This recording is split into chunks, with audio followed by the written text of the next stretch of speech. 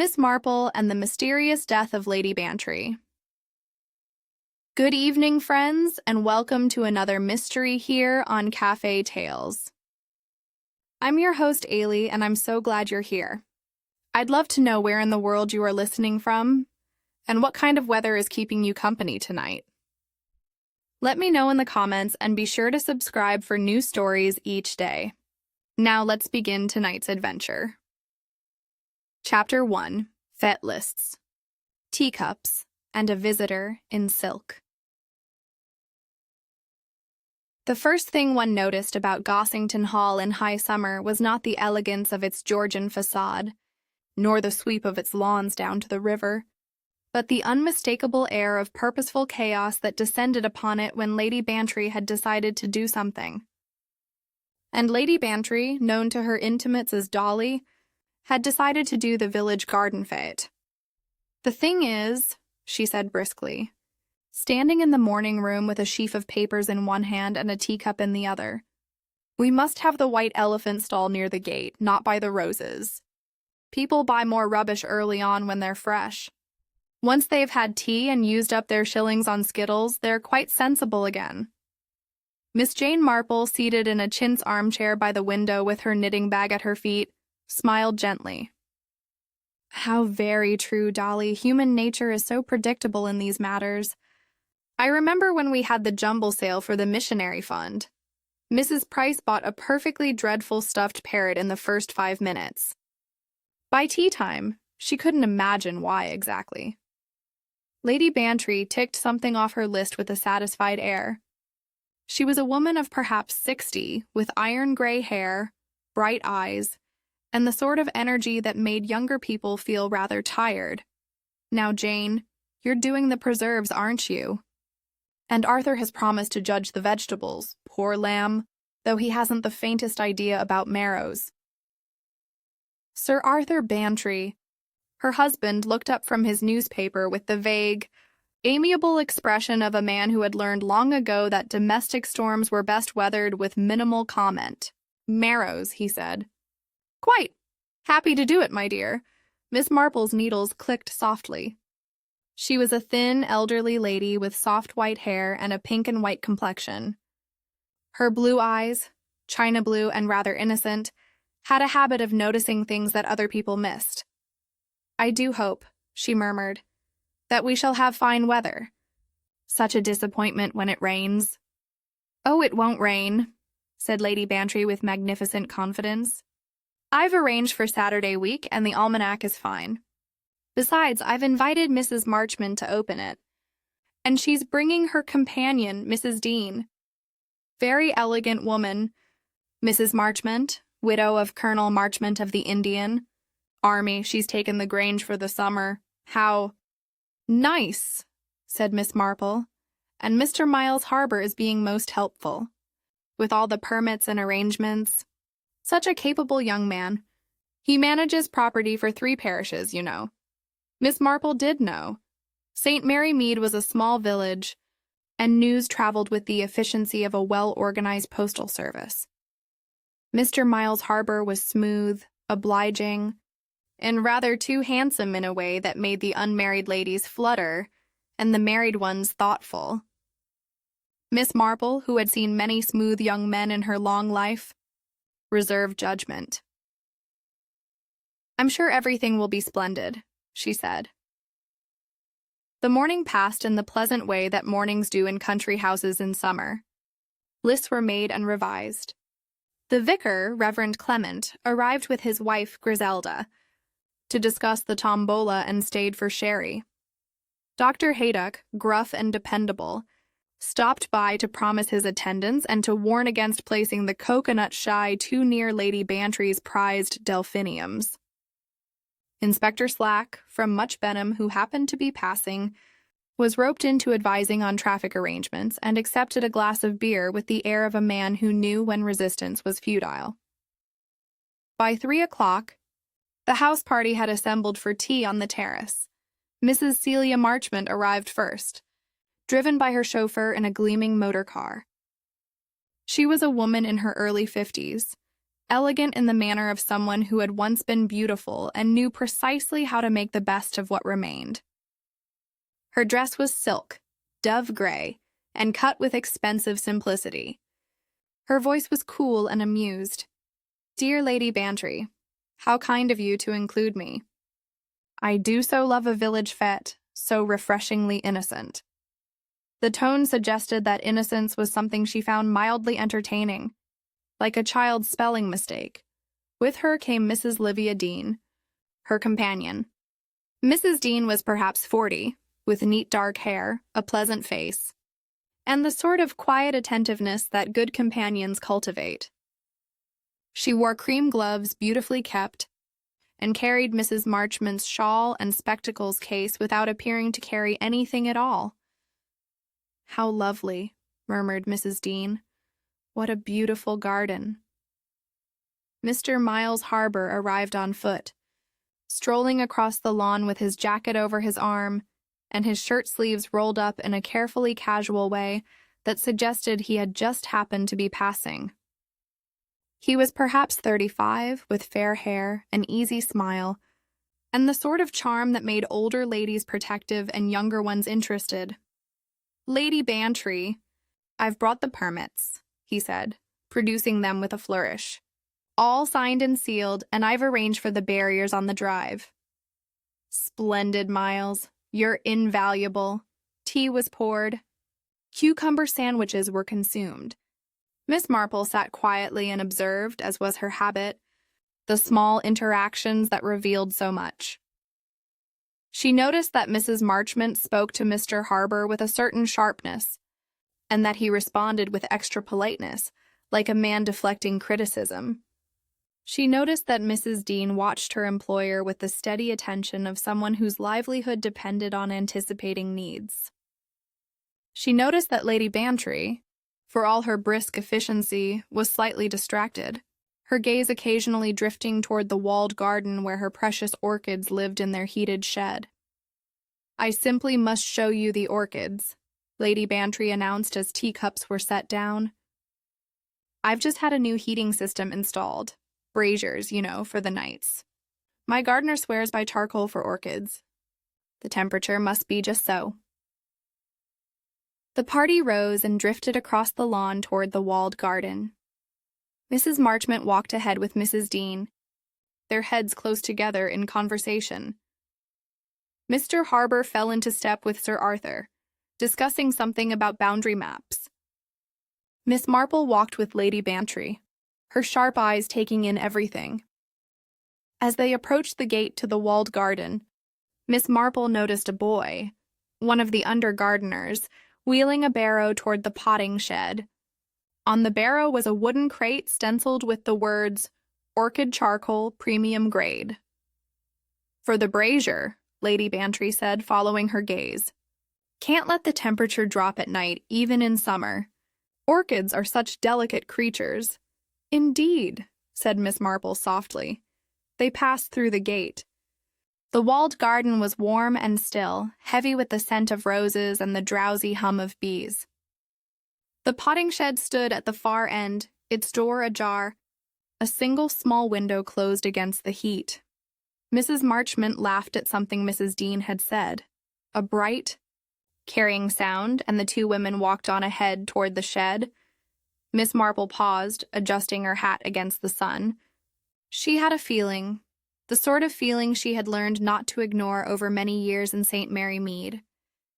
It was the feeling that something was not quite right, though she could not have said what. The afternoon was perfect, the company pleasant, the garden peaceful. And yet, she glanced at Lady Bantry, who was frowning slightly at the potting shed. "Is something the matter, Dolly?" "Oh, no, nothing. Just wondering why the window is shut. One wants ventilation in this heat." They walked on toward the shed, where Mrs. Marchmont and Mrs. Dean had already disappeared inside. 10 minutes later, Miss Marple would remember this moment and the crate of charcoal and the closed window, and wish very much that she had spoken then. But it was already too late. Chapter 2. The Potting Shed with the Window Latched. It was Graves, Mrs. Marchmont's chauffeur, who found her. He had been standing by the motor car, waiting with the patient immobility of his profession, when he heard Lady Bantry's voice raised in a way that suggested alarm rather than her usual brisk authority. "Mrs. Marchmont! Celia, are you quite well?" The chauffeur moved quickly across the lawn and through the gate into the walled garden. What he saw made him call out sharply, and within moments the pleasant summer afternoon had collapsed into something quite different. Mrs. Celia Marchmont was seated on a low wooden stool in the potting shed, her head lolling forward, her elegant silk dress crumpled, one hand trailing toward the floor. She might have been asleep, except that sleep does not produce such a profound stillness, such an absolute absence of breath. Mrs. Dean stood frozen in the doorway, her cream gloves pressed to her mouth. Lady Bantry, demonstrating the practical sense that had seen her through 2 wars and innumerable domestic crises, sent the undergardener running for Dr. Haydock and stationed herself firmly at the shed door to prevent anyone else from entering. "Don't touch anything," she said sharply. "Griselda, take Mrs. Dean to the house. Jane, stay here with me. Arthur, fetch Inspector Slack if he hasn't already left. Miss Marple," who'd been examining a particularly fine specimen of climbing rose when the commotion began, moved quietly to Lady Bantry's side. Through the open door of the shed, she could see the slumped figure, the cluttered workbench, the clay pots stacked against the wall and on the floor beside a bag of peat, a small brazier of the type used for heating greenhouses. It was barely glowing, just a whisper of warmth in the stuffy air.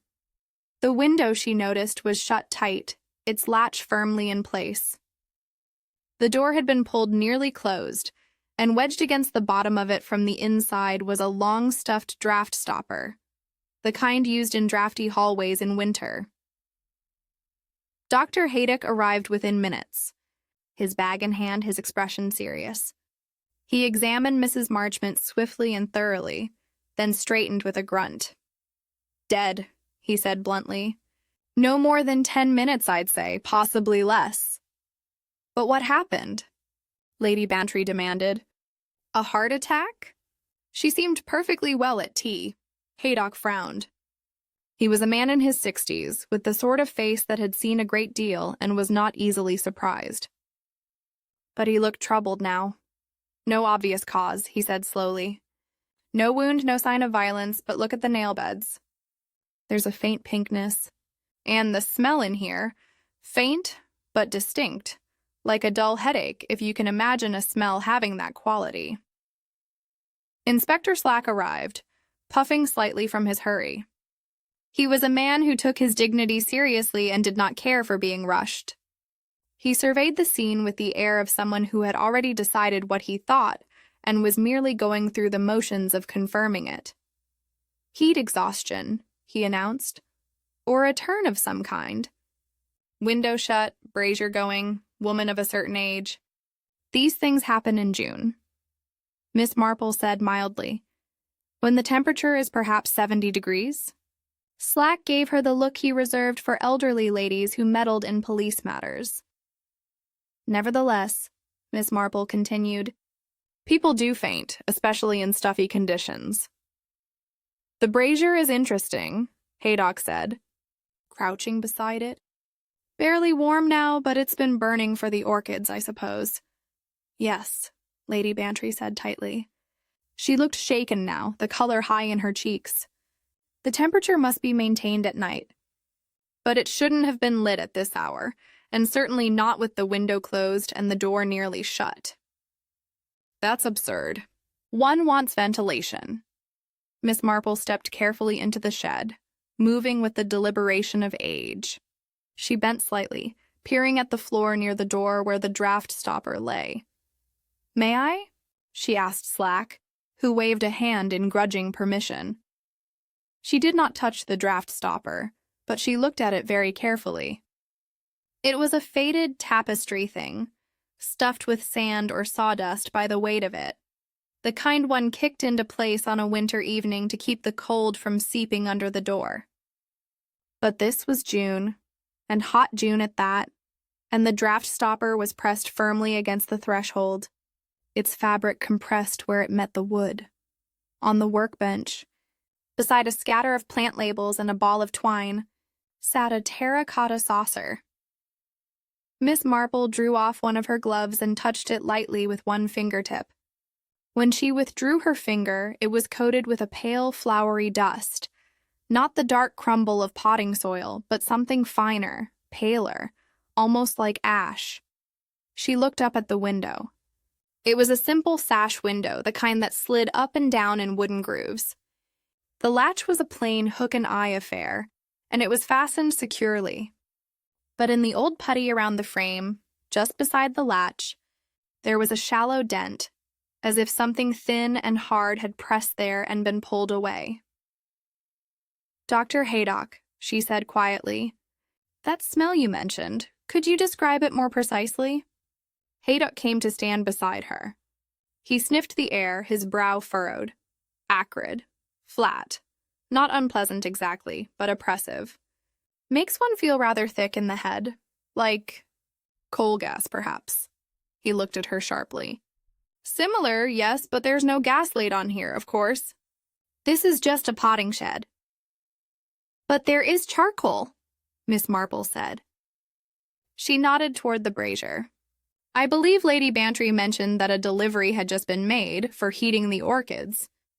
Lady Bantry, who had been standing very still, spoke suddenly.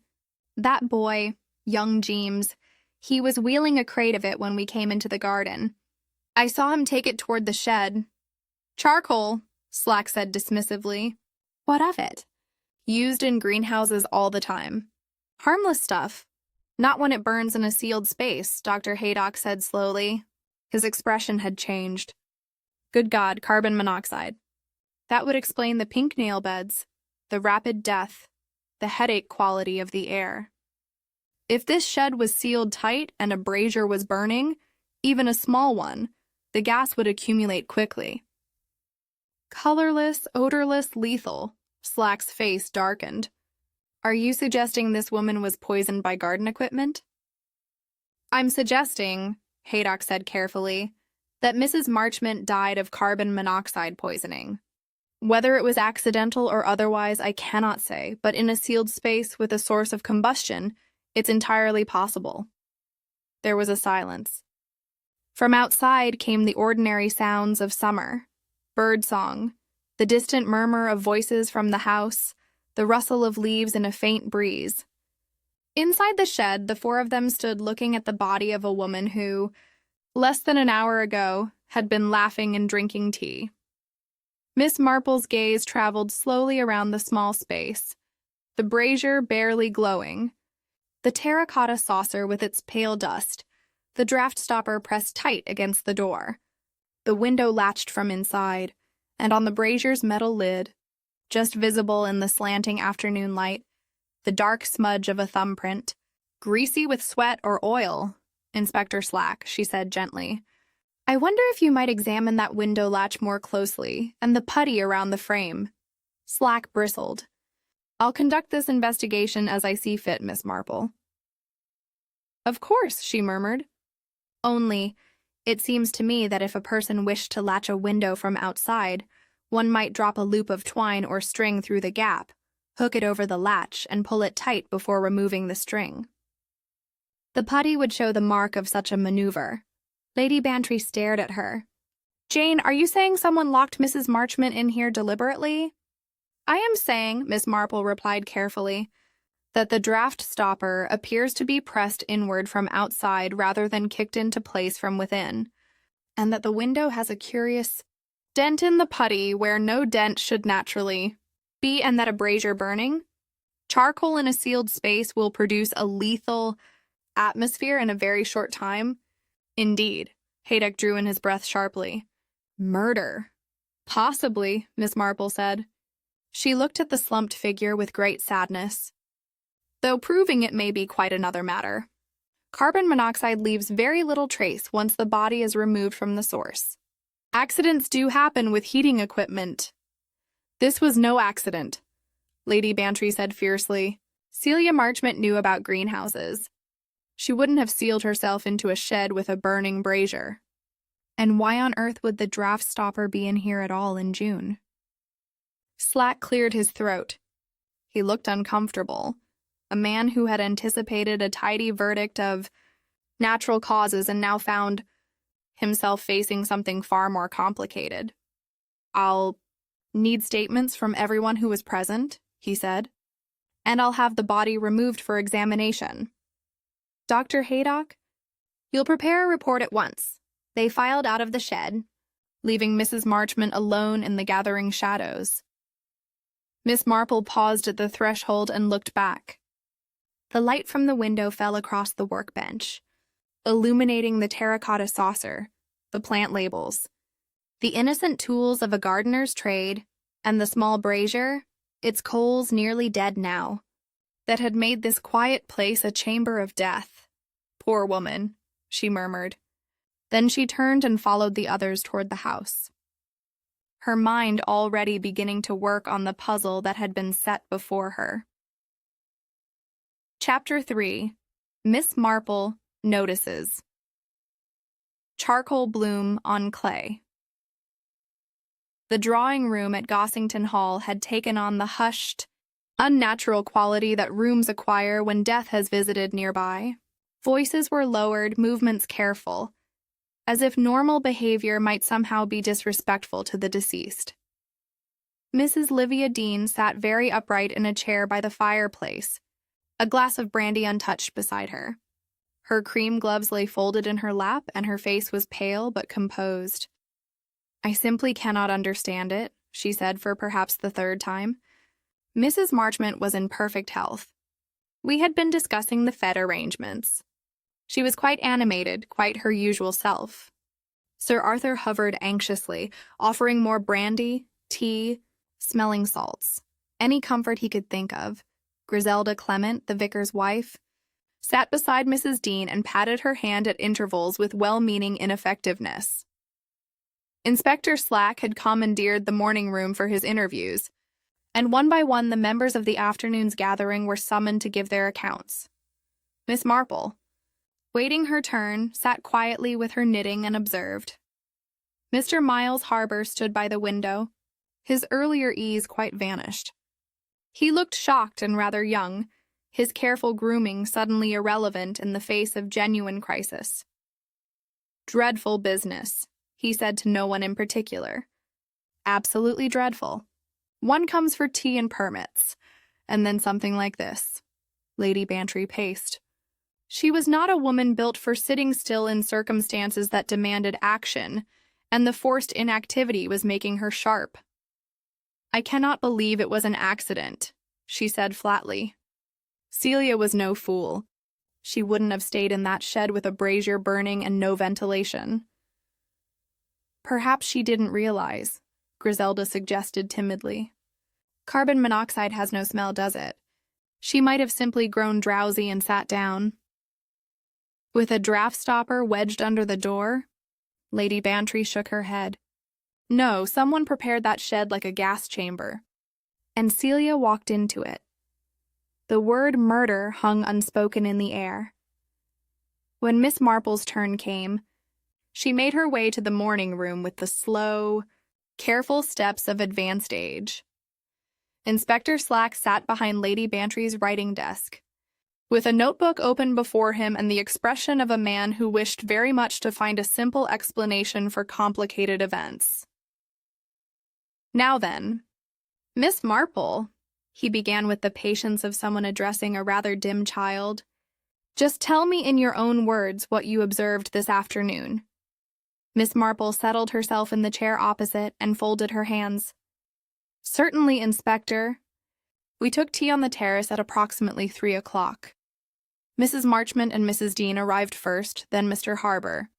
After tea, Lady Bantry suggested showing us the orchids in the walled garden. As we approached, I noticed one of the under gardeners wheeling a barrow with a crate of charcoal toward the potting shed. Nothing unusual in that, surely?" "No, not in itself." Lady Bantry explained that charcoal braziers are used to maintain temperature for the orchids. We entered the walled garden shortly before 4 o'clock. Mrs. Marchman and Mrs. Dean walked ahead. They went into the potting shed, and then Lady Bantry and I followed, perhaps a minute later. We found Mrs. Dean standing in the doorway and Mrs. Marchman seated inside, unconscious, or so it appeared. The chauffeur Graves arrived almost immediately and confirmed what we feared. Slack made notes. "And you didn't see anyone else near the shed?" "No one acting suspiciously?" "I saw nothing overtly suspicious, Inspector, though I did notice several things that seemed, shall we say, inconsistent with the theory of accidental death." Slack's jaw tightened. "Such as?" The draft stopper beneath the door was pressed inward, suggesting it had been pushed from outside rather than arranged from within. The window was latched, yet there was a curious mark in the putty beside the latch, as if a cord or string had been pressed there and then removed. And the terracotta saucer on the workbench was covered with a pale ash that I believe came from the charcoal brazier, indicating someone had handled it recently and carelessly. "Women don't understand these things," Slack said heavily. "Gardening equipment, I mean. Probably the under-gardener was clumsy when he set up the brazier." "Perhaps," Miss Marple said mildly, "though I wonder why a brazier would be lit at all during daylight hours in June. Surely such equipment is meant for overnight heating when temperatures drop." This observation struck home. Slack frowned and made another note. "I'll question the gardening staff. See who lit the thing and why." After Miss Marple left, Lady Bantry was called in, then Mrs. Dean, then Harbour, then Graves, the chauffeur. Each gave their account, and each account was carefully noted. By the time the interviews concluded, it was early evening, and the summer light was beginning to take on the golden quality that presages dusk.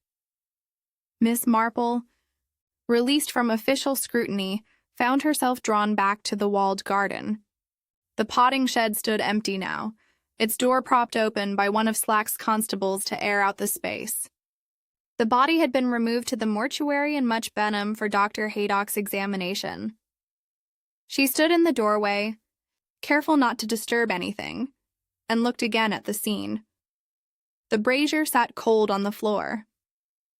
The terracotta saucer remained on the workbench. The draft stopper had been moved aside by the police but lay nearby, a shabby length of tapestry stuffed with sand. Miss Marple drew her glove off once more and very delicately touched the pale dust on the saucer. It clung to her fingertip, fine as flour. She rubbed it between thumb and forefinger. Not soil, not pollen. Ash. The pale, powdery residue of burned charcoal. She bent to examine the brazier more closely. It was a simple metal device, rather like a small hibachi, with a lid that could be fitted over the top to control airflow. The lid leaned against the workbench, and on its surface, quite clear in the angled light, was the dark smudge of a thumbprint, not the clean print of someone who had handled the lid properly with a cloth or tool, but the greasy mark of someone who had grabbed it with a bare, nervous hand. The window drew her next. She examined the putty around the frame with the care of someone who had once, many years ago, watched a village carpenter replace a pane of glass and had noticed how putty took and held impressions. The mark beside the latch was shallow but distinct, a thin line pressed into the soft material and then released. A string or cord dropped through the narrow gap when the window was open, hooked over the latch and pulled tight to fasten it from outside. Then the string removed, leaving only this faint trace. "Very clever," Miss Marple murmured to herself, "and very wicked." She turned her attention to the draft stopper. Its fabric showed the marks of the gravel path outside pressed into the nap, not the smooth wooden floor of the shed. It had been pushed inward from the garden side, wedged tight to seal the gap beneath the door. A room sealed and fed, she thought. Fed with carbon monoxide from a brazier that should never have been lit. Sealed by a window latched from outside and a door. Blocked with a draft stopper pushed from the garden. Mrs. Marchmont had walked into a trap. As neat and deadly as any in nature, but why? And who had prepared it? Miss Marple thought of the afternoon's conversations. Mrs. Marchmont's cool, amused voice discussing the fate. Her sharpness with Mr. Harbour. Something about maps and money, fees and recoveries. The talk had been light, social, but underneath it had run a current of tension. She mocked him, Miss Marple said softly, remembering. She said something cutting about his business practices. He laughed, but he didn't like it. She stepped back from the shed and looked at the walled garden as a whole. High brick walls, a locked gate that led to the main garden, paths of old gravel between beds of roses and lavender, private, quiet, a place where someone might work undisturbed, preparing a brazier, arranging a window, setting a trap. The light was fading now, and with it came the chill that even summer evenings bring to English gardens. Miss Marple drew her cardigan closer and turned back toward the house. Tomorrow, she thought, there would be questions to ask and patterns to find. Tonight there was a murder to consider, and a murderer who believed themselves very clever indeed. In Miss Marple's long experience, clever murderers often made one fatal mistake. They underestimated little old ladies who noticed things. Chapter 4. A Farewell. Note in the wrong hand. Morning came with a cruel brightness that follows tragedy, as if nature had failed to notice that anything was amiss. The sun rose over Gossington Hall, the birds sang in the chestnuts, and the world went on with its business. While a woman lay cold in the mortuary, Miss Marple was up early, as was her habit, and was taking breakfast in her room when she heard the commotion below. Raised voices, hurried footsteps, and then Sir Arthur's voice calling for Dr. Haydock with an urgency that sent her reaching for her dressing gown. By the time she reached the landing, half the household was gathered in the hall. Agnes, Lady Bantry's personal maid, stood wringing her hands. Sir Arthur was white-faced, gripping the newel post as if it were the only solid thing in a tilting world. "She's gone," he said hoarsely. "Dolly's gone." For one terrible moment, Miss Marple thought he meant dead. Then she saw the paper in his trembling hand and understood something almost worse. Lady Bantry had not come down to breakfast. When Agnes went to her room, she found the bed unslept in, and on the writing table, a note in plain view. Sir Arthur handed it to Miss Marple without a word. It was written on Gossington's cream notepaper, the kind Lady Bantry used for correspondence. The handwriting was hers, or near enough to pass at first glance. "Do not look for me. I am tired of it all. D.B." The words were few, but their implication was terrible. Miss Marple read it twice, her finger tracing the lines with delicate attention. Something about it troubled her immediately, though she could not at first say what. "When did anyone last see her?" she asked quietly. "Last night," Sir Arthur said, his voice cracked. "We had a late supper, just the two of us." She was upset about poor Mrs. Marchmont, naturally, but not unusually so. "She went up at 10 o'clock. I stayed to smoke my pipe and look over some correspondence. When I went up at 11, I assumed she was asleep. I didn't disturb her. Dr. Haydock arrived within the quarter hour, summoned by telephone. Inspector Slack came on his heels, his face set in grim lines. A search of the house and grounds was organized immediately. The servants were questioned. No one had heard anything unusual during the night. No one had seen Lady Bantry leave. By noon, the search had extended to the village and beyond. It was young Tom Fletcher, fishing in his usual spot by the river bend, who made the discovery that turned speculation into terrible certainty. Lady Bantry's red cloak lay on the bank, neatly folded. Her hat rested atop it, and pinned through both, catching the light, was her favorite brooch. A gold circle set with garnets that had been her mother's. There was no body. The river ran swift and deep at that point, and if a person had waded in with stones in their pockets, well, The current would carry such evidence miles downstream before it surfaced, if it ever did. St. Mary Mead went still. In the village shops, voices dropped to whispers. 2 deaths in 2 days, one by apparent murder and one by apparent suicide. What had happened at Gossington Hall? What darkness had descended on Lady Bantry that she would take such a step? Miss Marple stood in Lady Bantry's bedroom and looked at the note again. Inspector Slack had deemed it a suicide message and had ordered it left in place as evidence, but he allowed Miss Marple to examine it under his supervision. "Quite clear," he said heavily. Poor lady couldn't bear the shock of yesterday's events. Took the final step. Tragic, but not uncommon when a sensitive person witnesses violent death. Lady Bantry was many things, Miss Marple said mildly, but overly sensitive was not among them. She was as sensible as they come. Even sensible people can break, Slack countered. Indeed they can. She held the note up to the window light. "Inspector, may I ask you something? How well do you know Lady Bantry's handwriting?" "Well enough. I've seen her signature on parish documents dozens of times." "Then perhaps you might look at this particular word." Miss Marple pointed with one thin finger. "Here, where she writes, 'tired of it all.' Do you see the symbol between it and all?" Slack squinted. "The ampersand, you mean? What of it?" "Lady Bantry never uses an ampersand in personal correspondence.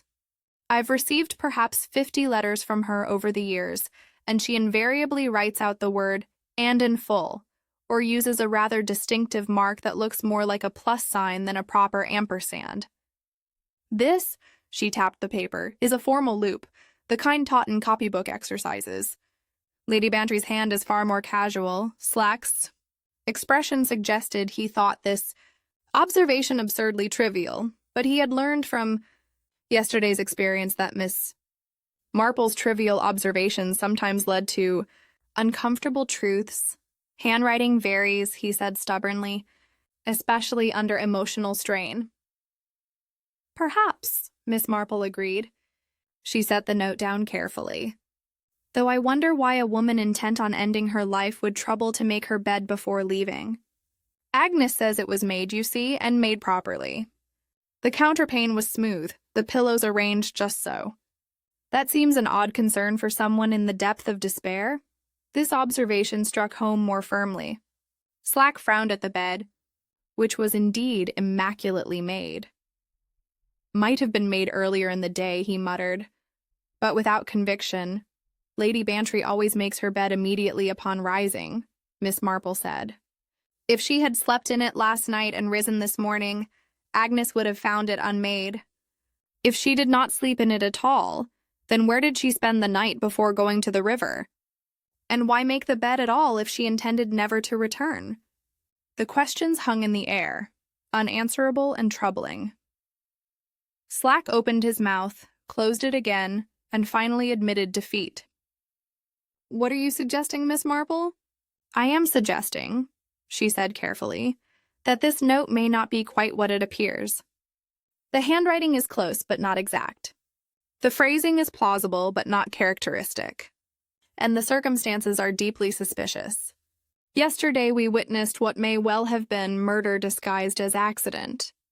Today we are asked to believe in suicide. I find myself reluctant to accept either verdict at face value. You think someone forged that note?" "I think it possible. More than possible." Slack looked at the note with new eyes, his earlier certainty draining away. "But why? If Lady Bantry is alive, where is she? And if she's dead, why stage her suicide?" Miss Marple moved to the window and looked out over the gardens, her gaze traveling to the river in the distance where the red cloak had been found. "Those," she said softly, "are precisely the questions we must answer. And quickly, Inspector, because if Lady Bantry is alive, she is in grave danger. And if she is dead, then we have a murderer who has killed twice and may not hesitate to kill again." She turned back to face him, her gentle face suddenly as sharp as a bird's.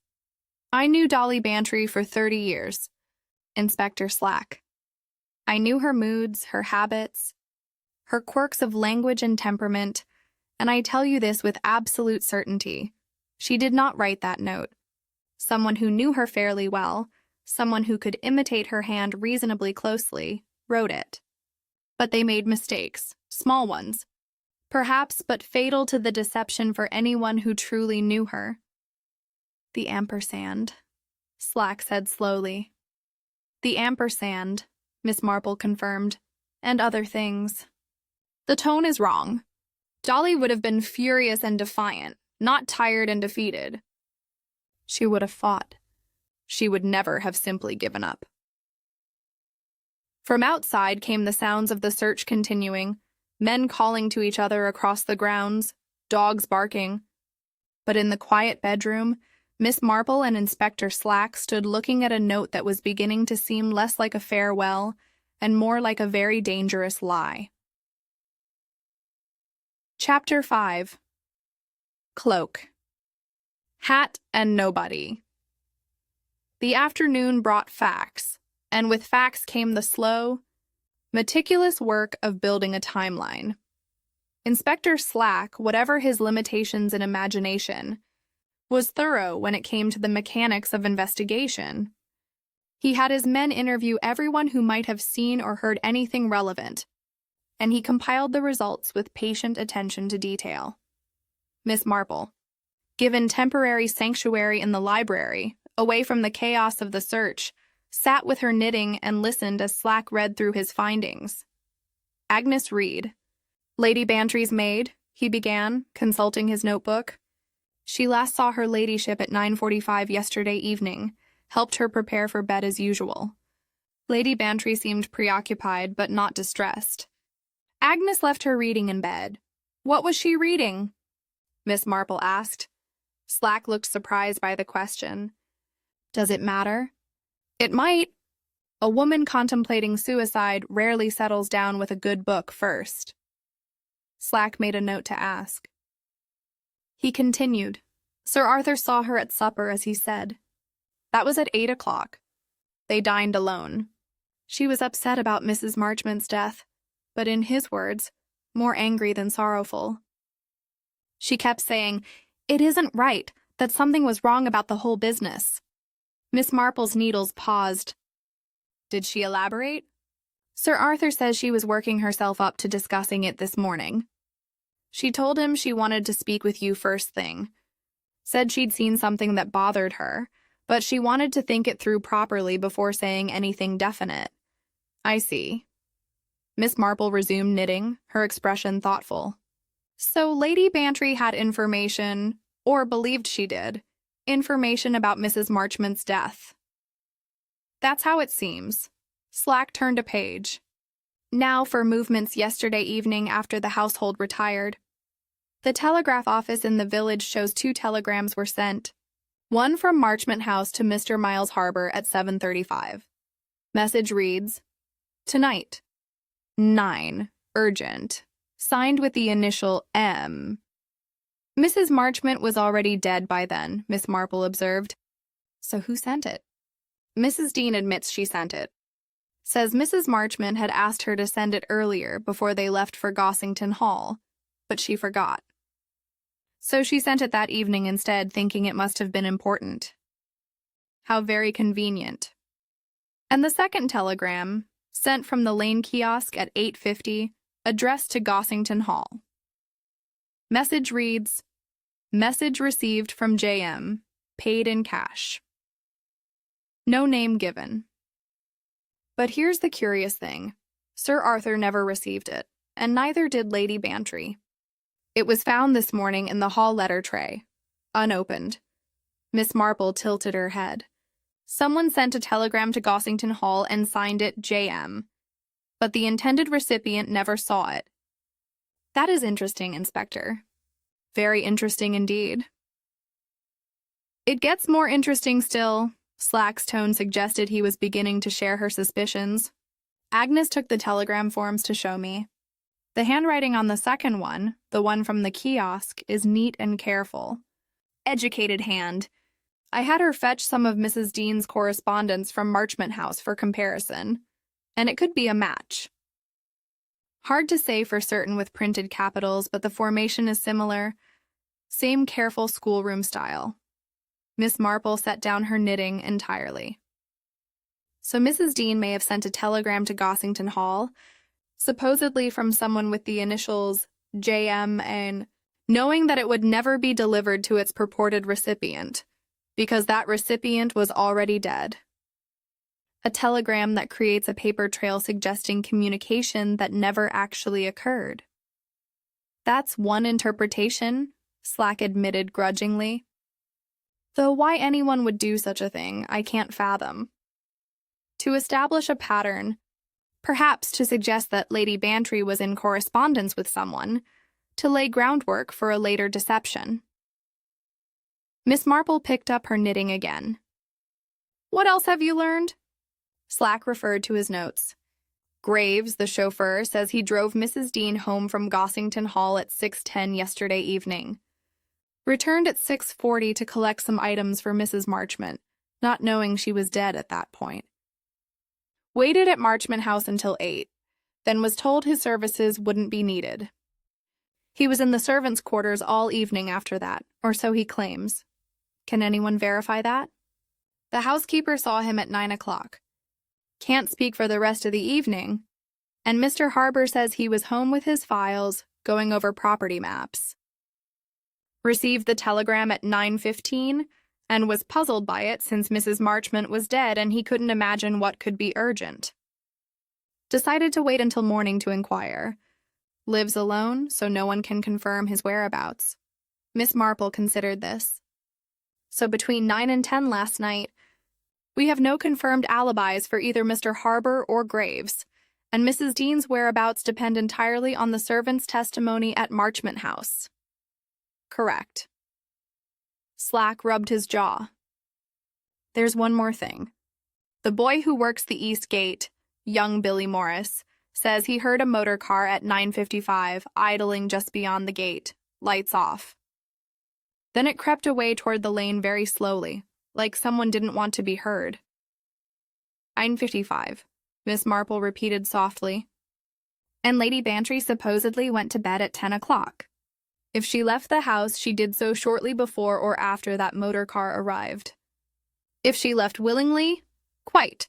The door opened and Dr. Haydock entered, looking grim. He carried a folded garment. Lady Bantry's red cloak, now dried and laid flat for examination, he said. He spread the cloak on the library table. Look at the hem. The hem of the cloak was weighted with small lead beads sewn into the lining, a common practice to make outdoor garments hang properly. But Haydock was pointing to something else. The way the fabric was arranged, the careful folding. Someone placed this cloak very deliberately, he said. And look here, he indicated the brooch pinned through both cloak and hat.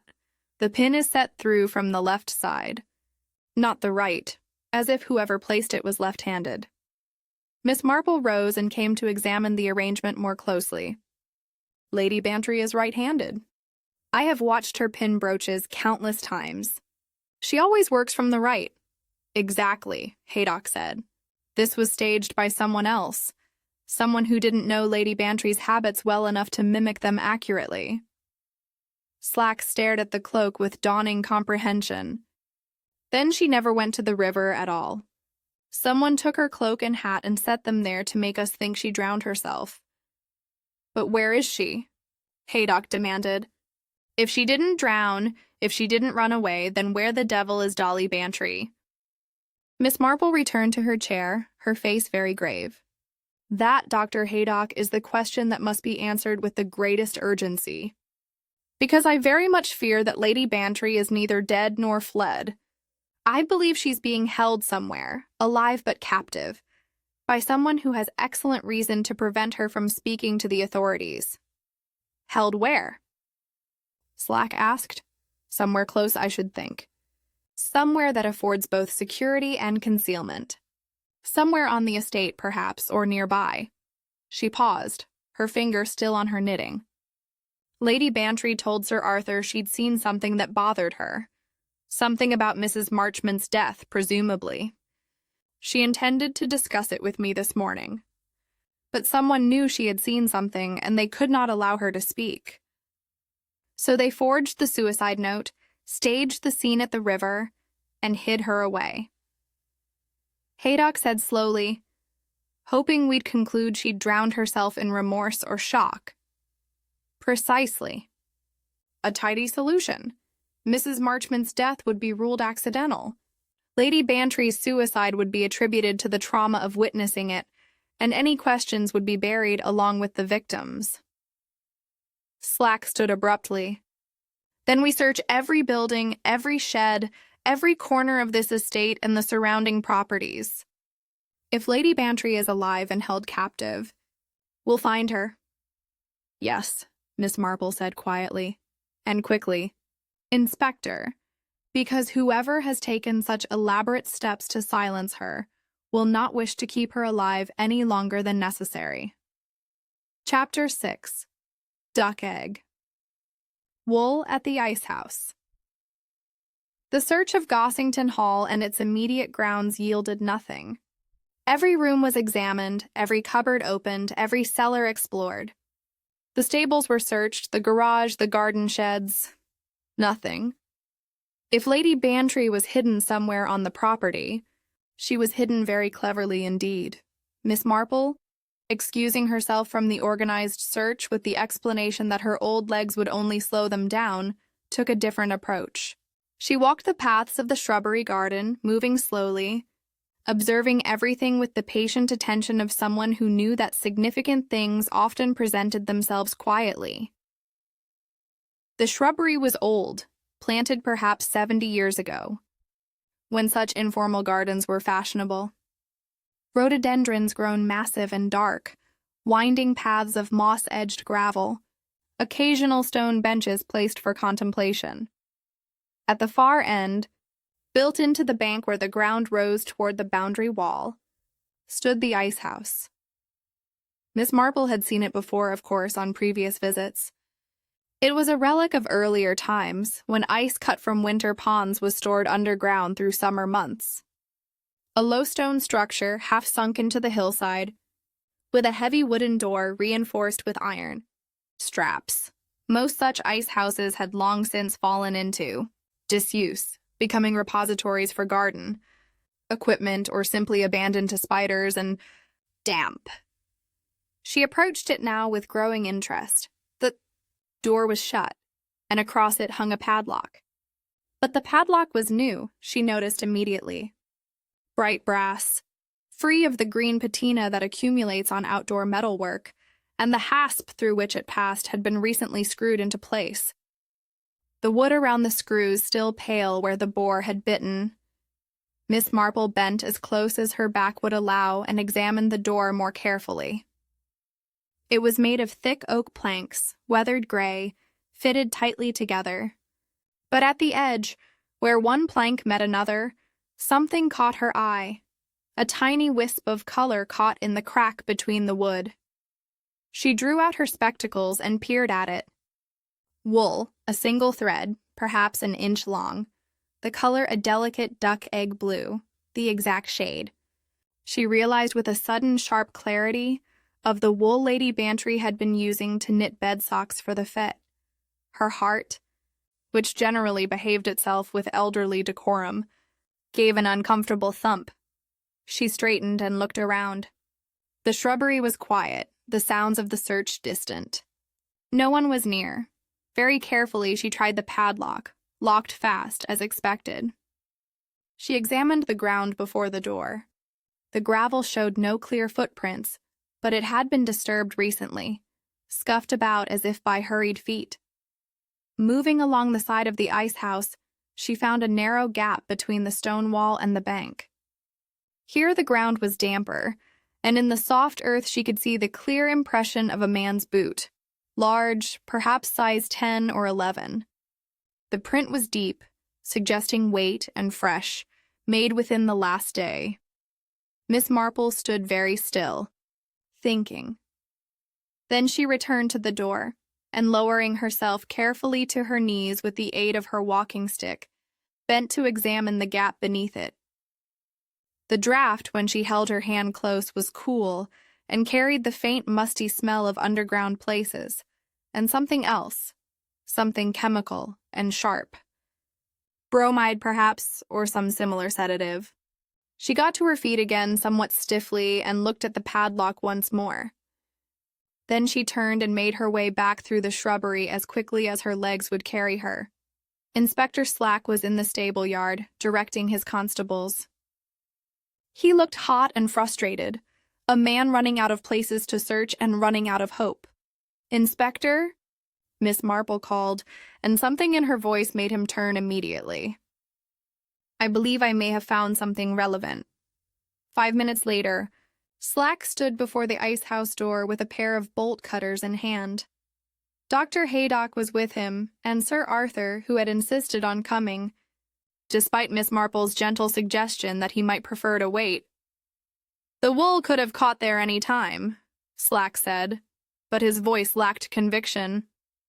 "Not in summer," Sir Arthur said hoarsely. "She finds it gloomy when the rhododendrons are in full leaf. And that padlock is new, Slack. I know every lock on this property, and that one isn't mine."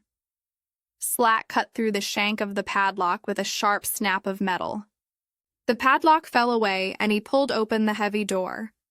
It swung outward with a groan of old hinges, and from within came a gust of cold, stale air. The interior of the ice house was dark, illuminated only by the daylight spilling through the open door. As their eyes adjusted, they could see stone steps leading down to a circular chamber, perhaps 12 feet across. The walls were lined with old brick and the floor was flagstone, damp and covered with a thin film of moss, and in the corner, wrapped in a blanket and lying very still, was Lady Bantry. "Dolly!" Arthur made a sound between a sob and a shout and plunged down the steps. Dr. Haydock was immediately behind him, his bag already open. Miss Marple descended more carefully, her hand on the wall for balance. Lady Bantry was unconscious but breathing. Her face was pale, her lips dry, and when Haydock lifted her eyelid, the pupil was contracted to a pinpoint. "Drugged," he said curtly. "Bromide or chloral, I'd guess. Pulse is slow but steady. She's alive, Arthur. She's alive." Sir Arthur was on his knees beside his wife, holding her hand, his face working with emotion he could not control. Miss Marple looked around the small chamber with careful attention. On a stone ledge jutting from the wall sat a white china cup, the kind used in sick rooms with a residue of cloudy liquid in the bottom. Beside it, barely visible in the dim light, was the greasy print of a finger pressed into the stone, where someone had set down the padlock while opening the door. The blanket in which Lady Bantry was wrapped was of good quality, the kind kept in guest bedrooms. Someone had brought it here deliberately, intending her to survive long enough for the ruse to work. But not, Miss Marple thought grimly, intending her to survive much beyond the point when the investigation concluded with a verdict of suicide. "Get her up to the house," Haydock ordered. "Carefully now. We'll need to get fluids into her and keep her warm. The drug should wear off naturally within hours, but we must monitor her closely." As Sir Arthur and one of the constables lifted Lady Bantry gently and carried her up the steps, Miss Marple lingered a moment longer. She examined the cup, careful not to touch it.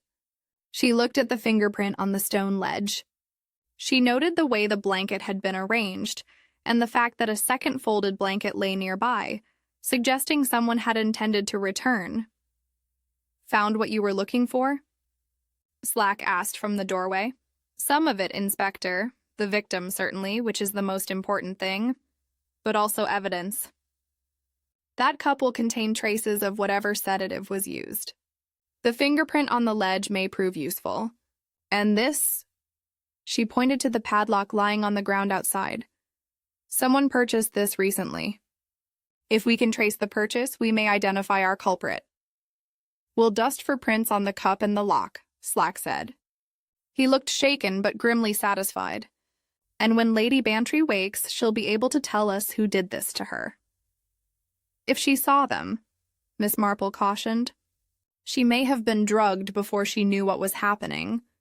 But yes, Inspector, I believe Lady Bantry's testimony will prove most illuminating." She climbed the steps slowly, emerging into the afternoon sunlight.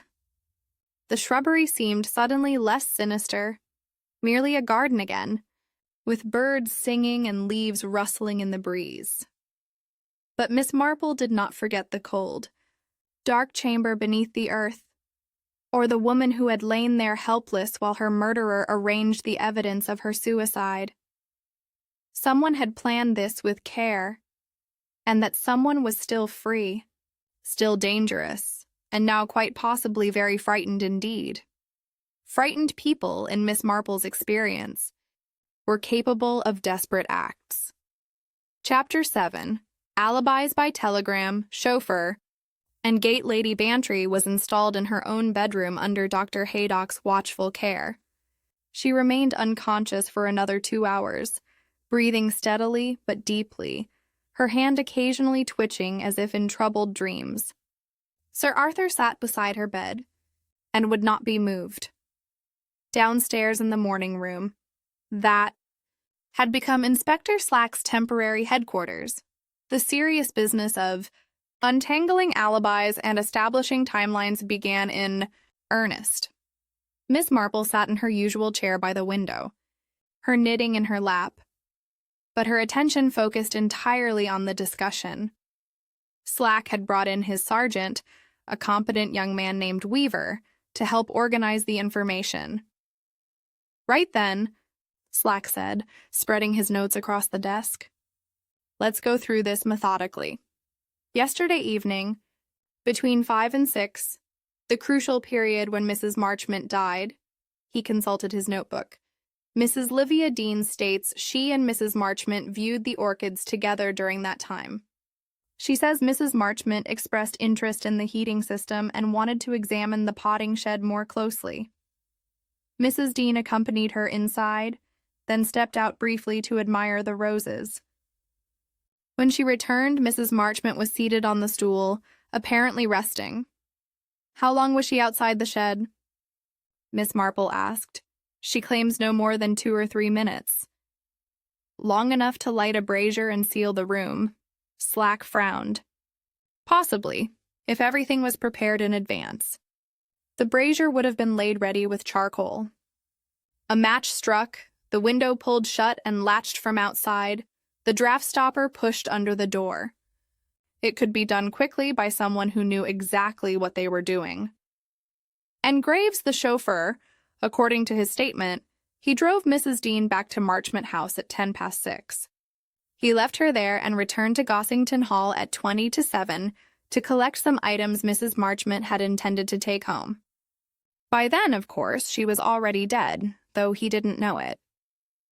He spoke briefly with the housekeeper and left again at 7. Miss Marple's needles clicked softly. So Graves had opportunity to return to the garden during that crucial period. He knows the grounds well enough to move about unobserved. But why would he? Slack objected. What's his motive? That remains to be determined. What of Mr. Harbour? Claims he was viewing maps in his motor car near the East Gate between 5 and 6. Says he wanted to review some boundary documents before discussing them with Lady Bantry. Young Billy Morris, the gate boy, confirms seeing Harbour's car there, though he can't swear to the exact times. How convenient, murmured Miss Marple, as to be in a position near the gate, able to observe comings and goings. Slack moved to the next set of notes. Now for last night, between 9 and 10, when Lady Bantry was taken. Sir Arthur was with Dr. Haydock from 9 until 10 minutes past 10, playing chess in the doctor's study. That's confirmed. Neither had any reason to harm Lady Bantry, and both have solid alibis. Indeed, Miss Marple agreed. So we must look elsewhere. Mrs. Dean states she was at Marchmont House all evening. The housekeeper saw her at 9 o'clock and again at 10:30 when she asked for warm milk to help her sleep. The servants can account for her presence at those 2 times, but not the period between. 40 minutes, Miss Marple observed. Time enough to travel to Gossington Hall and back by motor car. It's no more than 10 minutes' drive. But she doesn't drive, Slack countered. That's established. No, but Graves does. Where was he last night? Slack consulted his notes again. Says he was in the servants' quarters from 8 o'clock onward. The housekeeper saw him at 9 o'clock, as I mentioned. After that, he claims he went to his room above the garage and remained there. No one can confirm it. So between 9 and 10, Graves has no alibi, Miss Marple said quietly. And Mrs. Dean's alibi depends entirely on household servants, who might not have noticed her absence for a period of 40 minutes. What about Harbour? Alone at home, going over property files. Lives in bachelor lodgings in the village. No one to confirm his movements after 9:15, when he says he received that telegram. Miss Marple set down her knitting and folded her hands. Inspector, might I suggest we consider this timeline more carefully? We have 2 telegrams sent yesterday evening. One from Marchmont House at 7:35, sent by Mrs. Dean, supposedly on Mrs. Marchmont's earlier instructions. One from the Lane kiosk at 8:50, sender unknown, but suspected to be Mrs. Dean. Both telegrams serve a purpose. What purpose? The first establishes communication between Mrs. Marchmont, or rather her household, and Mr. Harbour. It draws him into the web of events. The second, signed J.M., addressed to Gossington Hall, creates the appearance that Lady Bantry was in correspondence with someone, perhaps someone who might have upset her emotional state. Slack rubbed his chin. You think they were laying groundwork for Lady Bantry's supposed suicide? I think someone was being very clever indeed.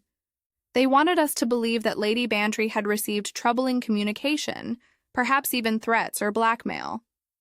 When her body was found, we would discover this mysterious telegram and conclude she had reasons for despair beyond Mrs. Marchmont's death. But the telegram was never delivered to Lady Bantry. Exactly because the person who sent it knew it wouldn't be. They sent it late in the evening, when the household was settling for the night. It would arrive in the morning letter tray, where we would find it after Lady Bantry had disappeared. An ambiguous clue suggesting unknown troubles. Slack was beginning to look impressed despite himself. That's rather devious. Indeed it is. And it suggests someone with a calculating mind, someone who plans several steps ahead. The door opened, and Dr. Haydock entered, looking tired but relieved. She's awake, he announced. Still groggy but conscious and coherent. She's asking for you, Miss Marple. And you, Inspector? They found Lady Bantry propped against pillows, pale but unmistakably herself. Her eyes were bright with anger, and her voice, though weak, carried its characteristic tartness. Jane, she said immediately. It was all arranged. I was lured out to the shrubbery with a note, supposedly from you, asking me to meet you urgently at the ice house. When I arrived, someone came from behind, a cloth over my face, something sweet-smelling. I tried to struggle, but everything went dark. Did you see who it was? Slack demanded. No, but I heard voices just before the cloth came down. 2 people, a man and a woman, speaking low. I couldn't make out words, but the woman's voice was cultured, educated, and the man had rough hands. I felt them when he caught me. Miss Marple leaned forward. Dolly, before this happened, you told Arthur you'd seen something that troubled you. Something about Mrs. Marchmont's death. What was it? Lady Bantry closed her eyes, concentrating. 2 things. First, when we were in the garden, I saw the draft stopper being pushed under the shed door from outside. Just a glimpse as we approached. I thought it odd at the time, but dismissed it. Then later, after Mrs. Marchmont was found, I saw Mrs. Dean at the east gate. She was signaling to someone in a motor car with its lights off. A specific gesture, deliberate. I was certain she was coordinating something, but I didn't understand what until morning when I realize the implications. And you intended to tell Miss Marple. Yes, but someone knew I had seen too much. The note came, supposedly from Jane, and I went like a fool into their trap. Slack stood abruptly. That's enough, then. We have conspiracy. We have attempted murder, and we have two individuals working together. Mrs. Dean and Graves, by the sound of it. I'll have them both brought in for questioning immediately. Wait, Miss Marple said softly. I believe there are 3 conspirators, Inspector, not 2. Mrs. Dean and Graves, yes. But also Mr. Harbour. The telegrams, the motor car at the gate, the elaborate planning, this required more than a companion and a chauffeur. It required someone with local knowledge, access to property records, and a very pressing reason to ensure Mrs. Marchmont's silence. Lady Bantry nodded weakly. Celia was threatening him. I heard it at tea. Something about fees and recoveries, sharp practices. She said she had a nephew in Chambers who would be very interested in certain irregularities. There's your motive, Miss Marple said. Mr. Harbour has been engaging in fraudulent property dealings, and Mrs. Marchmont discovered it, so she had to die. And when Lady Bantry witnessed incriminating evidence, she had to die as well. Slack's expression was grim. They'll hang for this. If we can prove it, Miss Marple said quietly. We must be very careful now, Inspector. These are desperate, clever people. We need evidence that will stand up in court. Chapters high. 8. The companion's gloves and the orchid stove. The morning room at Marchmont. House was decorated with a sort of restrained elegance that spoke of money without vulgarity. Pale green silk on the walls, Chippendale chairs, and a view over lawns kept immaculate by unseen hands. Mrs. Livia Dean sat in one of these chairs, composed as always, her cream gloves resting in her lap. Inspector Slack had requested the interview on the pretext of tying up loose ends. Mrs. Dean had agreed with the calm courtesy of someone who has nothing to hide. Miss Marple, invited along as a representative of Lady Bantry's interests, sat quietly to one side and observed. I'm sure you understand. Mrs. Dean, Slack began, that with Lady Bantry's recovery, we must revisit certain aspects of the case. Of course, Inspector. I'm delighted Lady Bantry is safe. Such a dreadful business, thinking she had drowned herself. A mercy she was found alive. Indeed. Slack consulted his notebook with deliberate slowness. I wonder if you might clarify your movements on the evening Mrs. Marchmont died. You accompanied her to view the orchids, I believe. Yes.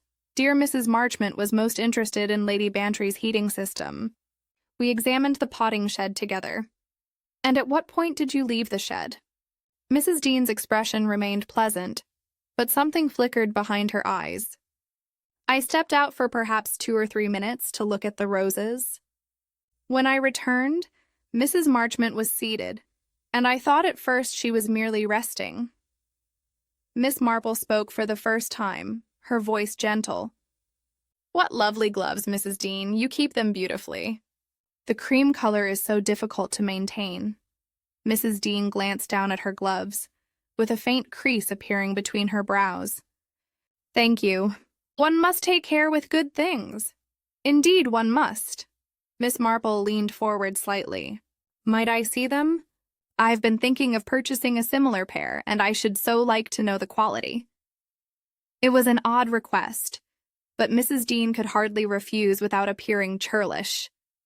She handed over the gloves with a smile that didn't quite reach her eyes. Miss Marple examined them with the thoroughness of someone genuinely considering a purchase. She turned them this way and that, held them to the light, and then paused at the wrists. There seems to be a mark here, she murmured. Just at the edge. Rather soot, or perhaps charcoal. Mrs. Dean's hand moved involuntarily, then stilled. I cannot imagine how that happened. Perhaps when I was in the potting shed? Perhaps, Miss Marple returned the gloves. Though it's curious, that the marks are on both wrists, in precisely the same location, as if you had been handling something with both hands while wearing the gloves, something that left a dark residue. I'm sure I don't recall, Mrs. Dean said, and for the first time her voice held an edge. Slack rose. Mrs. Dean, would you mind accompanying us to Gossington Hall? I should like you to demonstrate exactly how you and Mrs. Marchmont moved about the potting shed. It will help us understand the sequence of events. I fail to see how that's necessary. Nevertheless, I must insist. Half an hour later, they stood in the walled garden at Gossington Hall. The potting shed had been left largely undisturbed at Slack's orders, though the body was long gone. The brazier still sat on the floor, cold now, with the terracotta saucer beside it. Show me, Slack said. Exactly what happened. Mrs. Dean's composure was intact, but her movements as she entered the shed were stiff, controlled. Mrs. Marchmont entered first. She examined the orchids on the shelf, then expressed interest in the heating arrangement. And you explained it to her? I had no need. Lady Bantry had already discussed it during tea. Miss Marple had been examining the brazier. Now she straightened and said, Inspector, you'll recall we found a packet of orchid charcoal here. Might we see if it's still about? Slack searched and found it tucked behind a bag of peat. The packet was opened, and a metal scoop lay nearby, its edge dark with residue. Mrs. Dean, Miss Marple said quietly, when a person lights a brazier, they typically handle the lid to control the draft. The lid becomes quite greasy with the oils from the charcoal. If one were wearing gloves, the wrists might brush against it while adjusting the coals. That would leave marks precisely like those on your gloves. Mrs. Dean said nothing, but her jaw tightened. You see, Inspector, Miss Marple continued, I believe Mrs. Dean prepared this brazier while Mrs. Marchmont was examining the orchids. It would take only moments, fill it with charcoal, light it, let it begin to burn. Then suggest Mrs. Marchmont sit down for a moment, while you step outside to, as you said, look at the roses. Once outside, drop the window latch using a cord threaded through the gap. Push the draft stopper tight under the door and wait. The carbon monoxide would do the rest. This is absurd, Mrs. Dean said, but her voice lacked conviction. Pure speculation, is it? Slack pulled a folded paper from his pocket. We've had the cup from the ice house analyzed. The residue contained bromide, as Dr. Haydock suspected, and we found fingerprints on both the cup and the padlock. We'll be comparing those to your prints, Mrs. Dean, and to Graves's. You have no right to accuse me. I'm not accusing, madam. I'm investigating. But perhaps you'd like to explain why Mrs. Marchmont had to die. Mrs. Dean's face had gone rigid. She was going to ruin everything. Years of careful work, years of arrangements, and she threatened to destroy it all because of some petty moral objection to business practices she didn't understand. The admission hung in the air. Slack nodded to his sergeant, who had been standing quietly by the door. Mrs. Livia Dean, Slack said formally, I'm arresting you on suspicion of the murder of Mrs. Celia Marchmont and the attempted murder of Lady Bantry. You're not obliged to say anything, but anything you do say will be taken down and may be used in evidence. Mrs. Dean's composure finally cracked. She looked at Miss Marple with something approaching hatred. You couldn't simply leave it alone, could you? Elderly busybody, poking into things that don't concern you. Murder concerns everyone, Mrs. Dean, Miss Marple said gently. Particularly those of us who believe in justice.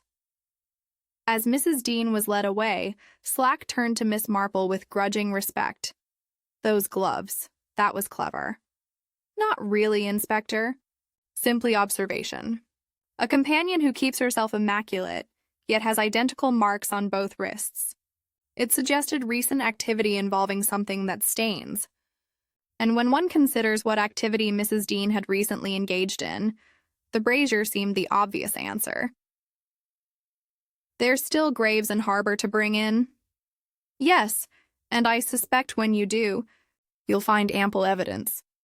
Keys that fit both the ice house and harbor's garage. Draft snakes of matching fabric. Telegram forms in distinctive handwriting. These people were thorough, but thoroughness leaves traces. They walked back toward the house through the summer morning. The garden was beautiful, peaceful, showing no sign of the darkness that had touched it. But Miss Marple knew that beauty could hide wickedness, and that the most ordinary things, a brazier, a draft stopper, a pair of gloves, could reveal the blackest of intentions when examined with care and patience. Chapter 9. A Key That Fits. 2 doors. The arrest of Mrs. Dean set off a chain of events that moved with the inexorable logic of dominoes falling. By early afternoon, Inspector Slack had obtained a warrant to search Marchmont House, and by tea time, Graves the chauffeur was sitting in the Much Benham police station with the sullen resignation of a man who knows the game is up. Miss Marple, having been invited to observe the investigation in her capacity as Lady Bantry's friend, and the person whose observations had proven so valuable, sat in Slack's office while the evidence was catalogued and examined. The hall from Marchmont House was damning. In Graves's quarters above the garage, they found a second draft stopper, identical in fabric and construction to the one used in the potting shed. When placed side by side, it was clear they had been cut from the same bolt of material, a distinctive tapestry weave in faded burgundy and gold. Mrs. Dean made them herself, Slack said, examining the stitching. The housekeeper confirmed she's clever with a needle. Made them last winter, supposedly for the drafty corridors. Convenient that she had spared a place in Harbor's motor car, where it would implicate him if discovered, Miss Marple observed. Though I suspect Mr. Harbor was a willing participant rather than a dupe. The second significant discovery came from Mr. Pratt, the ironmonger in the village. When shown photographs of Graves, he identified him immediately. Bought 2 key blanks last week, Pratt said, consulting his ledger. Said they were for Mrs. Marchmont's trunk. Particular about the cut he was. I filed them to his specifications. The keys, when tested, told their own story. One fit the new padlock on the ice house, its brass surface now dulled by fingerprint powder. The other, filed slightly different, turned smoothly in the lock of Miles Harbor's garage. Why Harbor's garage? Slack wondered aloud. Insurance, Miss Marple suggested. If suspicion fell on any one of them, evidence could be found linking them to the others. Mutual assurance of cooperation, as it were. No one could betray the conspiracy without implicating themselves. In Harbor's motor car, parked at his lodgings in the village, they found the second draft stopper tucked beneath the driver's seat. In the glove compartment, wrapped in a cloth, was a ball of twine with a curious wet chalk mark running along the top. For measuring, Miss Marple said, examining it carefully. If one needed to judge the precise length of cord required to drop through a window gap and hook a latch, one might use a chalk mark as a guide. The moisture suggests it was used recently, perhaps tested against the window frame before the actual attempt. Slack looked at the twine with grim satisfaction. He tested his method, came to the potting shed beforehand, measured what he needed, marked it.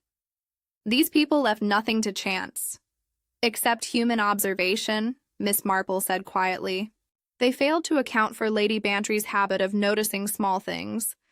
The direction of a pressed draft stopper, the manner of a signal at a gate. The most damning evidence came from Agnes Reed, Lady Bantry's maid, who had been asked to examine the telegram forms from the village post office. She spread them on Slack's desk with the careful attention of someone who understood their significance. This one, she said, pointing to the telegram supposedly from Jem, is written in Mrs. Dean's hand. I'm quite certain of it. I've seen her writing on household lists and correspondence. The formation of the letters is distinctive, particularly the capital M and the ampersand. The ampersand, Miss Marple murmured. The same formal loop that appeared in Lady Bantry's supposed farewell note. Mrs. Dean was educated in the old style, with careful attention to penmanship. She writes her ampersands in the classical manner, while Lady Bantry uses a simplified form. So Mrs. Dean forged both the telegram and the suicide note, Slack concluded, creating a false trail of communication and a false confession. Agnes nodded. And if I may say so, Inspector, the note left in Lady Bantry's room was written on her personal stationery, but the paper was taken from the second drawer of her writing desk. Lady Bantry always uses paper from the top drawer for current correspondence. The second drawer is for older stock. Someone who knew the house but not Lady Bantry's precise habits would make exactly that mistake. Miss Marple smiled at the girl. Very observant, Agnes. You have the makings of a detective. Agnes colored with pleasure, but remained focused. There's one more thing, ma'am. The note was weighted with Lady Bantry's paperweight, a crystal sphere, but it was placed on the left side of the desk. Lady Bantry is right-handed and always places her paperweight on the right. Small things, but wrong. Small things, Miss Marple agreed. But it's the accumulation of small things that reveals the truth. By evening, the evidence had been organized into a coherent narrative. The conspiracy involved 3 people. Mrs. Livia Dean, who provided the planning and execution of the murders. Graves, who supplied the physical capability and access. And Miles Harbour, who had the motive and local knowledge. Harbour's fraudulent property dealings had been clever. He had been inflating access charges, creating errors in boundary documents that favored certain buyers, and pocketing the difference. Small amounts carefully hidden, but over time they accumulated into substantial sums. Mrs. Marchmont, with her sharp mind and connection to legal circles, through her nephew, had discovered the discrepancies. She confronted him at tea, Miss Marple said. I heard it myself, though I didn't understand the significance at the time. She spoke of maps and monies, fees and recoveries. She was giving him warning that she knew. So he arranged her death. Slack said heavily, with Mrs. Dean's help, who had her own reasons for compliance. Mrs. Dean's livelihood depended on pleasing her employer and maintaining her position, Miss Marple explained. But it also depended on the goodwill of people like Mr. Harbour, who could recommend her to future employers. When Mrs. Marchmont threatened to expose him, Mrs. Dean saw her own comfortable situation endangered. She chose loyalty to future prospects over loyalty to her present employer. Cold-blooded, Slack muttered, extremely so, and Graves was brought in for his practical skills. He could drive the motor car, handle the physical aspects of moving Lady Bantry, install the padlock. Between the 3 of them, they had everything needed for murder. The final piece fell into place when Harbour was brought in for questioning. Faced with the accumulated evidence, the keys, the draft stopper, the telegram, the testimony of Lady Bantry and the gate boy, he attempted to maintain his innocence. But his solicitor, a practical man from Much Benham, advised him that cooperation might earn him some consideration. In the end, Harbour admitted his role. Yes, he had provided maps of the estate. Yes, he had been at the east gate to signal when the way was clear. Yes, he had known about the plan to silence Lady Bantry, but he insisted, with diminishing conviction, that he had never intended actual murder, only to frighten Mrs. Marchmont into silence. The carbon monoxide was Mrs. Dean's idea, he claimed. I thought we were merely going to threaten her. Slack's expression made clear what he thought of this defense. You'll hang beside her, Harbour. Make no mistake about that. As Miss Marple walked back to her lodgings in the village that evening, the case felt nearly complete. 3 conspirators caught, their methods exposed, their motives understood. Tomorrow would bring the final accounting, when all the pieces would be laid out formally, and the terrible logic of murder would be made plain for a jury to judge. But tonight, she was simply tired and grateful that Lady Bantry was safe, and that justice, though delayed by cleverness, had ultimately prevailed.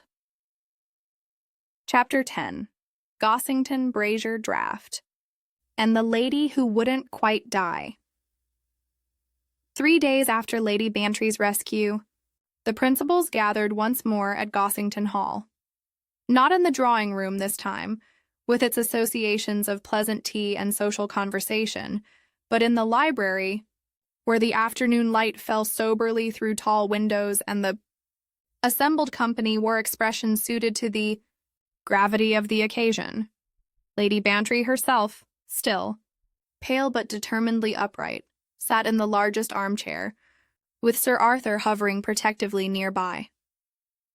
Dr. Haydock stood by the fireplace, his medical bag at his feet as if he expected someone might require sedation. Inspector Slack occupied a chair near the desk, his notebook open, his face set in lines of official satisfaction. Agnes Reed sat quietly near the door, her presence requested as witness to certain observations. The vicar and his wife Griselda had been invited as representatives of the village, and they sat together with the solemn air of people attending an inquest. Miss Marple sat in her customary place by the window, her knitting untouched in her lap, her blue eyes bright and watchful. "I thought it proper," Slack began, "to lay out the full sequence of events now that all 3 conspirators are in custody, and the evidence has been thoroughly examined. Lady Bantry has expressed a wish to understand exactly what was done to her and why. Sir Arthur has requested the same, and Miss Marple, whose observations proved essential to solving this case, deserves to hear the complete story. He consulted his notes, though Miss Marple suspected. He had the narrative well in hand by now. The first death, that of Mrs. Celia Marchmont, was accomplished through carbon monoxide poisoning. The potting shed was transformed into a gas chamber by simple but effective means. A charcoal brazier was prepared and lit, ostensibly for the orchids, but actually as a source of deadly gas. The window was latched from outside using a cord dropped through the gap, hooked over the latch, and pulled tight. Evidence of this method remained in the putty.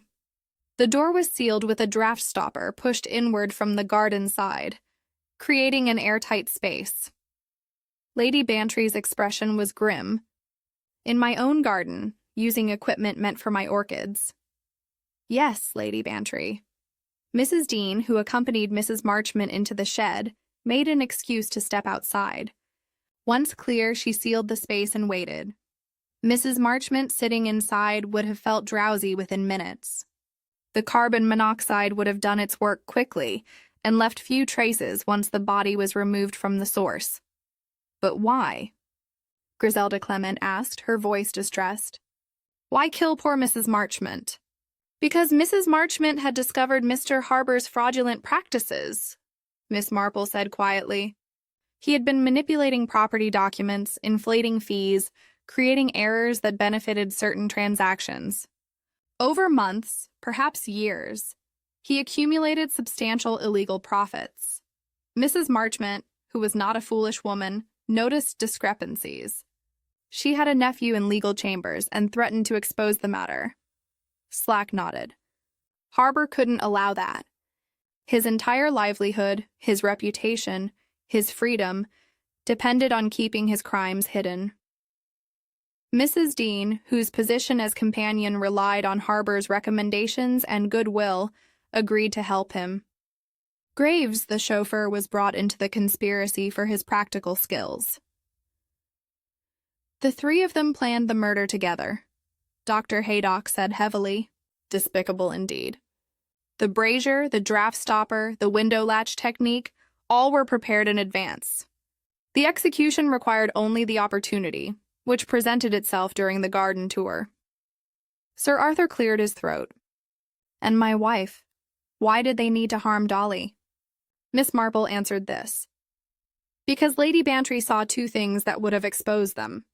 First, She observed the draft stopper being pushed under the shed door from outside, a detail that contradicted the theory of accidental death.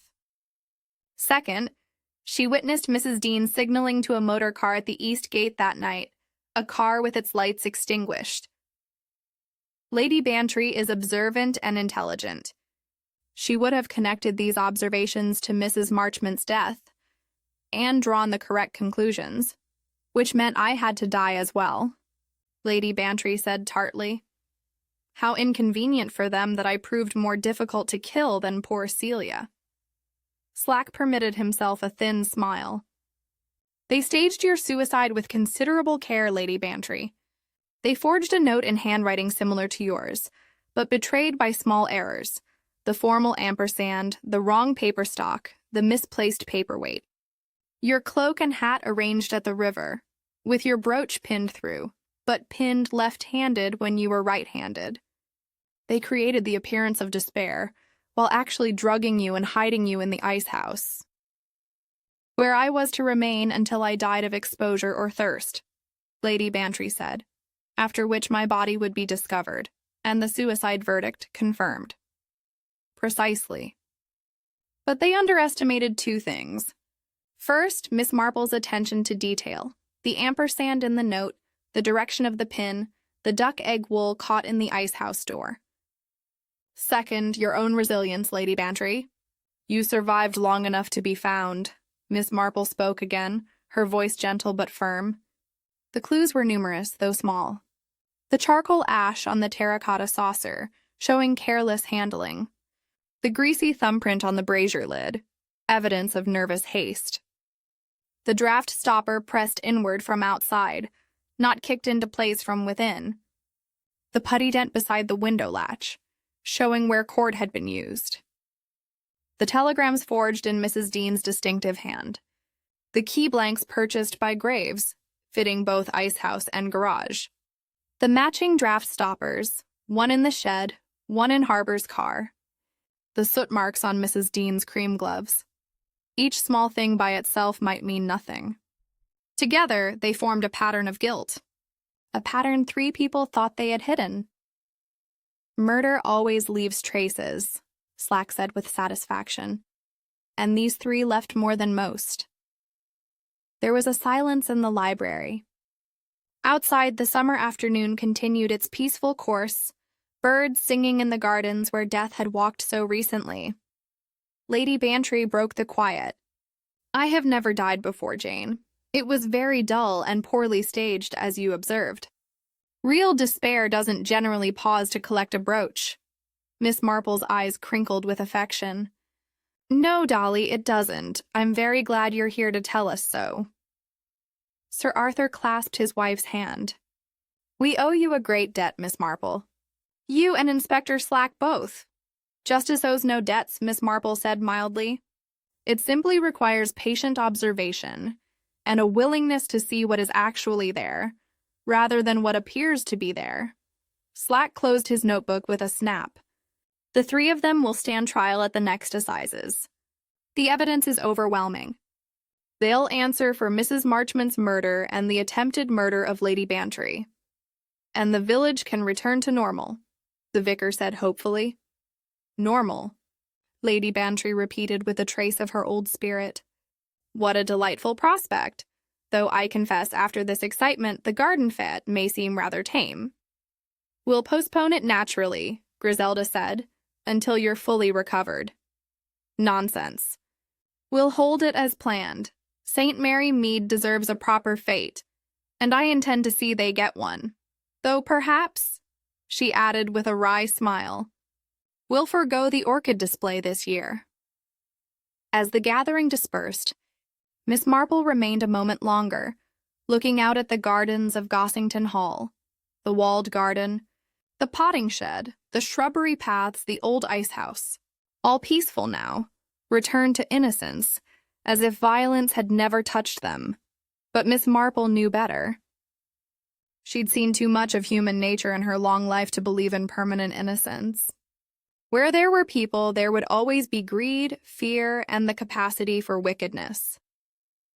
But there would also be justice, observation, and the small, stubborn truths that refuse to stay hidden. She gathered her knitting and made her way slowly toward the door, where Lady Bantry waited to walk her out. "Thank you." "Jane," Lady Bantry said quietly. "Dear Dolly," Miss Marple replied. "But what are friends for?